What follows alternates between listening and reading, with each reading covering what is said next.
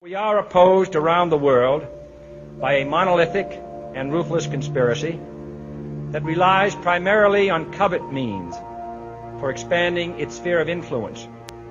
It is a system which has conscripted vast human and material resources into the building of a tightly knit, highly efficient machine that combines military, diplomatic, intelligence, economic, scientific, and political operations. Its preparations are concealed, not published. Its mistakes are buried, not headlined. Its dissenters are silenced, not praised. Americans, mobilize. Stand together, stand tall. Tell the government you're mad as hell. No longer cooperate with the government. Do not accept the national ID card. Do everything in your power to restore freedom and your individuality back to America. Stop being a country run by the institutions for the institutions. Let's go back to we the people, by the people, for the people, as opposed to we the institution, by the institution, for the institution. Stop being scared. We have to stand up and do what's necessary to take back, to stop these bankers, this elite, this government full of lies, congressmen full of liars. As Iraq veterans against the war, we are resisting an occupation we once risked our lives for. We swore to support and defend the Constitution of the United States of America, but we found out the hard way that the greatest enemies of the Constitution are not to be found in the sands of some far-off land, but rather right here at home. When injustice becomes law, resistance becomes duty. It is time we start meeting oppression with resistance. They cannot stop us. Humanity marches on. The utmost manifestation of love and devotion to America is today, as it always has been, resistance of tyranny. Resist we must, and resist we will. We will not be silent. We will not obey. We will not let our government destroy our humanity.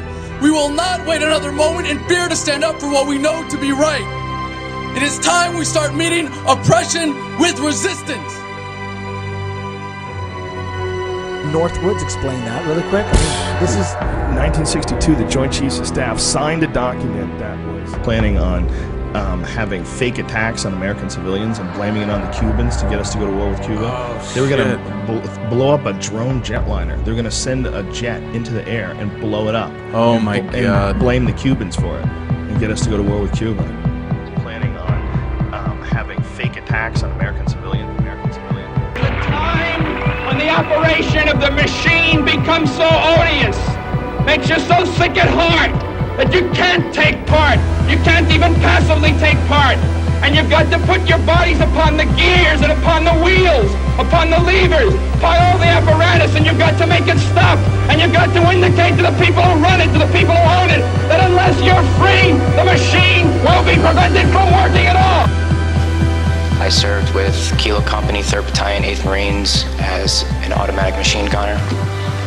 There's a term, once a Marine, always a Marine, but there's also the term, eat the apple, F the core. I don't work for you no more. And I'm a Marine. I took an oath to defend the Constitution. The Constitution! I didn't take an oath to defend these banksters. And I guarantee you, all you devil dogs out there need to rise up and take over this country and defend the Constitution against these punks. Okay, I'm sick of it too, Alex. You know, I'm a Marine, but I'm sick of this. You know, they're using us and they're sucking us dry and they are destroying us.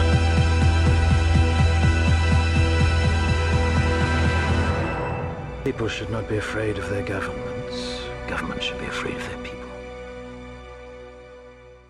Councils of government, we must guard against the acquisition of unwarranted influence, whether sought or unsought, by the military-industrial complex. The potential for the disastrous rise of misplaced power exists and will persist.